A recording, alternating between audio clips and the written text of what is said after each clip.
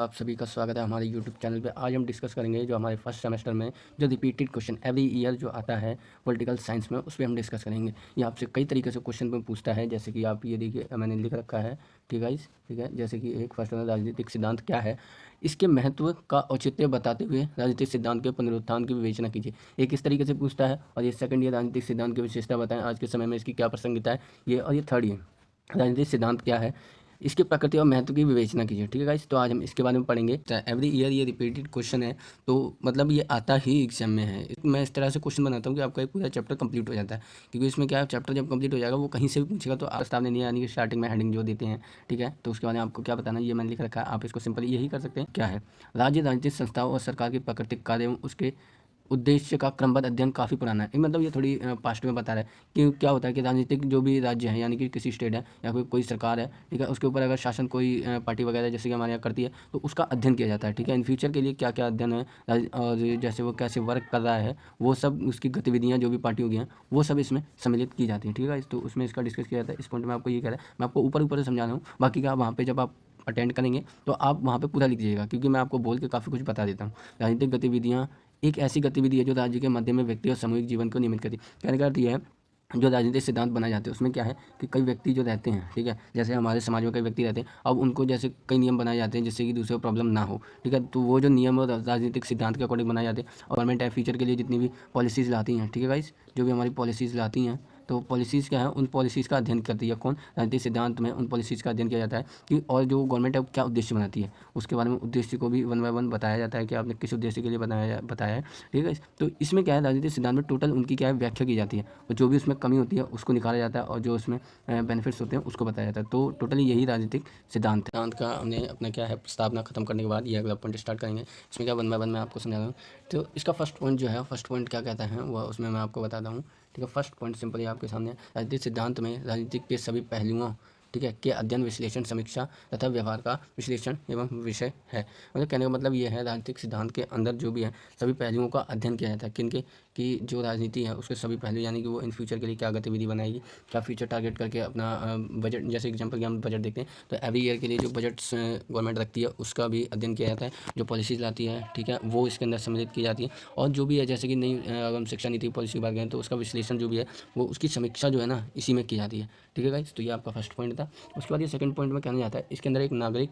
के राजनीतिक जीवन में वह राजनीतिक व्यवहार और सरकार के गठन और सरकार के कार्य को अध्ययन किया जाता है। कहने का मतलब ये बोला है, किसी नागरिक, अगर कोई नागरिक है किसी स्टेट, कहने का मतलब किसी देश में कोई नागरिक रह रहा है, ठीक है, तो उसका व्यवहार राजनीति के अकॉर्डिंग, कहने मतलब उसका व्यवहार ऐसा होना चाहिए जिससे दूसरे को कोई प्रॉब्लम ना हो। ठीक है, सरकार का गठन और सरकार के कार्यों का अध्ययन किया जाता है, यानी कि गवर्नमेंट जो है गवर्नमेंट जो है अपने नागरिकों के ऊपर कोई नियम वगैरह जो लागू कर रही है, ठीक है, उससे ना लोगों को प्रॉब्लम हो, ना ही जो व्यक्ति जो चल रहे हैं उससे ना गवर्नमेंट को प्रॉब्लम हो, ना गवर्नमेंट को, मतलब गवर्नमेंट अपनी पॉलिसी लाती है ना उससे किसी भी आदमी को प्रॉब्लम हो। अगर उसमें प्रॉब्लम होती है तो उसका अध्ययन भी इसी के अंदर किया जाता है। और जैसे कि ऊपर वाले पॉइंट में कहा गया है कि उसका अध्ययन किया जाता है, उसके बाद उसका निवारण भी निकाला जाता है। ठीक है, तो एक तो ये पॉइंट है। उसके बाद एक ये है सिद्धांत है, राजनीतिक सिद्धांत के द्वारा एक अच्छे समाज और अच्छी सरकार का गठन करता है। ठीक है, उस प्रक्रिया में वह ऐसी प्रक्रियाओं का प्रयोग करता है जो ऐतिहासिक दृष्टि से परखें हो ताकि हो। कहने का मतलब ये है, राजनीतिक सिद्धांत के अंदर क्या है, अच्छे समाज और अच्छे सरकार का गठन करता है। क्यों अच्छे समाज और अच्छी सरकार का गठन कैसे करता है, क्योंकि गवर्नमेंट जो पॉलिसीज़ बनाती है लोगों के लिए भलाई के लिए बनाती है। ठीक है, समाज भी उन पॉलिसीज़ को एक्सेप्ट करता है और उनके अकॉर्डिंग चलता है।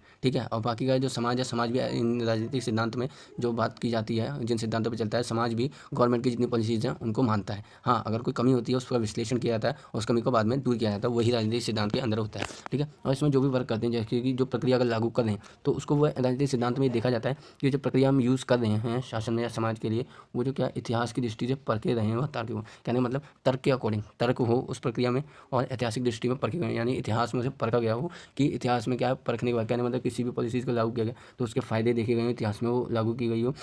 तो उसी के बाद ही वो पॉलिसीज़ लागू वगैरह करते हैं और उसमें तर्क दिए हों। ठीक है, तो ये आपका थर्ड पॉइंट है। उसके बाद ये फोर्थ पॉइंट में ये क्या कहता है, राजनीतिक सिद्धांत में वैज्ञानिक अध्ययन के साथ साथ मूल्यपरक दर्शन भी है। राजनीतिक सिद्धांत में सरकार के उद्देश्य स्वरूपों की चर्चा की जाती है। कहने का मतलब थर्ड पॉइंट में बोला वैज्ञानिक तकनीकों का भी इसमें प्रयोग किया जाता है कि वैज्ञानिक तकनीकों में देखा जाता है कि किसी को कोई प्रॉब्लम ना हो। ठीक है, या अगर हम गवर्नमेंट ये पॉलिसी वगैरह कुछ लाएगी और कोई नया नियम लाएगी तो उसमें लोगों के लिए क्या फ़ायदा होगा, क्या बेनिफिट है, क्या लॉसेज है, ये सब उसके अंदर देखा जाएगा। ठीक है, उसके बाद राजनीतिक सिद्धांत सरकार के उद्देश्य स्वरूपों की चर्चा करता है, यानी गवर्नमेंट की फ्यूचर के लिए अगर सरकार, जैसे कि मान लीजिए सडनली सरकार चुनाव जीती है तो उसके बाद क्या उसके उद्देश्य और स्वरूपों की चर्चा करता है, उसका जो भी उद्देश्य होता है और वो किस रूप में वर्क करती है, ठीक है, उसके बारे में भी डिस्कस किसमें राजनीतिक सिद्धांत के अंदर किया जाता है, ठीक है गाइस।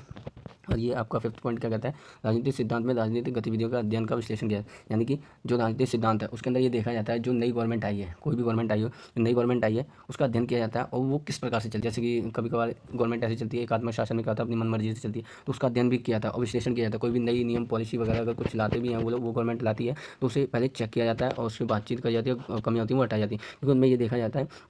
कि उसका अध्ययन इसलिए किया जाता है ताकि वो समाज और पूरे देश के लिए हित में हो, ठीक है गाइस। देखिए आपका पॉइंट। और देखिए 6th पॉइंट में कह रहा है राजनीतिक सिद्धांत में सरकार का अध्ययन और सरकार के विभिन्न अंगों का अध्ययन भी किया जाता है, उनके स्वरूपों का अध्ययन इसमें शामिल है। कहने का मतलब ये है सरकार के अंडर में जितने भी NGO हो गए, गवर्नमेंट ऑफिस हो गई, जो भी हैं जितने भी वर्क करते हैं उनका भी इसमें क्या है अध्ययन किया जाता है। क्यों कभी कभार ऐसा ना हो जाए कि गवर्नमेंट कुछ पॉलिसीज़ लाई है, ठीक है, तो उनका मिसयूज हो जाए, उसके लिए राजनीतिक सिद्धांत जो है दिया गया है, उसमें उसका अध्ययन हो जाता है। और उसके विभिन्न अंगों का अध्ययन करते रहते हैं वो एनी टाइम, क्योंकि वो इसलिए करते हैं ताकि जो भी हैं पुलिस हैं या फिर कोई भी थाने वगैरह जो भी NGO हैं वो सरकार के अकॉर्डिंग तो नहीं चल रहे हैं, तो इसके लिए राजनीतिक सिद्धांत भी इसमें एक महत्वपूर्ण भूमिका निभाता है। हम गाइस देखते हैं 7वां पॉइंट में आपके राजनीतिक सिद्धांत का 7वां पॉइंट में कहता है राज्य के इतिहास में वर्तमान तथा भविष्य के लिए जो भी लक्ष्य होता है उस कार्य प्रणाली का भी अध्ययन किया जाता है। कहना मतलब अगर एग्जांपल लेते हैं हम, नई शिक्षा नीति जो आई है, ठीक है, उदाहरण मैं आपको देकर बता रहा हूँ, उसके इतिहास का वर्णनात्मक मतलब वर्तमान तक भविष्य के लिए जो भी लक्ष्य है, यानी कि इन करंट में वो क्या वर्क करेगी जो नई पॉलिसीज़ है, ठीक है, और उसके इतिहास से उसने क्या सीखा जो पुरानी पॉलिसी नीति थी, ठीक है, उसके बाद उनके फ्यूचर के लिए फ्यूचर प्लान क्या है, क्या उस नीति से फ्यूचर में कोई फायदा होगा,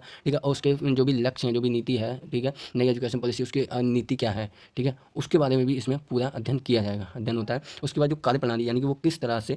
स्कूलों में या फिर पूरे मतलब जो भी देश है उसमें लागू की जाएगी, ठीक है, उस प्रणाली का भी अध्ययन किया जाता है, यानी किस किस तरीके से वो लागू की जाएगी, यानी कि कार्यप्रणाली का अध्ययन भी किसके अंदर होता है, ठीक है, राजनीतिक सिद्धांत के अंतर्गत कार्यप्रणाली का भी अध्ययन किया जाता है, ठीक है गाइस। और उसके बाद हम देखते हैं इस आधार पर व्यक्तिगत नागरिक सामूहिक होता है। कहने का मतलब जब इसमें ये हो जाता है, जैसे कि ये मान लीजिए इसमें कार्यप्रणाली ये होती है, ठीक है, कार्यप्रणाली का भी अध्ययन किया जाता है, वर्तमान को भी देखा जाता है, भविष्य को भी देखा जाता है, ठीक है, तो उपयुक्त जो आधार दिया गया उसमें ये पता लगता है ये जो है व्यक्तिगत ना होकर सामूहिक है। क्यों सामूहिक ऐसे है, इसमें बहुत सारे लोग शामिल होते हैं, ठीक है, और ये जो राजनीतिक सिद्धांत होता है ना कई लोगों को मिलाकर इसमें अध्ययन किया जाता है, ठीक है, गवर्नमेंट की जो भी कार्य वगैरह है उसका अध्ययन करती है, गवर्नमेंट का इतिहास का अध्ययन करती है, वर्तमान में वो कैसे चलिए उसका अध्ययन करती है, ठीक है, और ये व्यक्तिगत जिसे एकात्मक शासन वगैरह कहते हैं वो ना होकर ये सामूहिक होता है, क्योंकि इसमें क्या है कई लोग शामिल होते हैं लोकतंत्र की तरह, ठीक है गाइस, ये पॉइंट है, एकात्मक ना होकर सामूहिक होता है। और उसके बाद क्या है,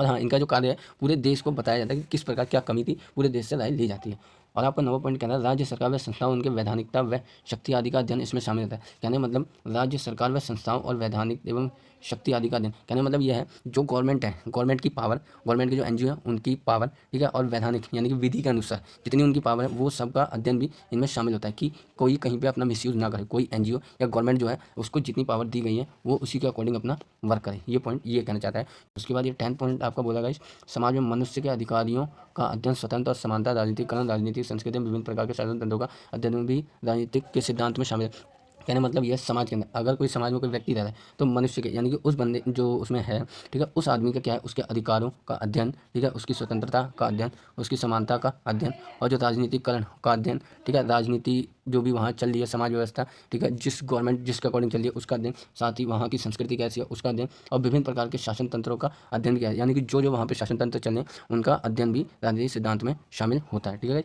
यानी मतलब यह है जो इसमें मनुष्य के जो भी राइट्स वगैरह हैं वो बताए गए हैं और उसके अकॉर्डिंग ही सरकार कोई गलत नियम ना बता दी उसका अध्ययन किया जाता है, ठीक है, ये आपका 10 पॉइंट है। उसके बाद 11 पॉइंट में हम देखते हैं राजनीतिक सिद्धांत के चयन निर्णय प्रक्रिया का भी अध्ययन किया जाता है, ठीक है, यहाँ कहने का मतलब क्या है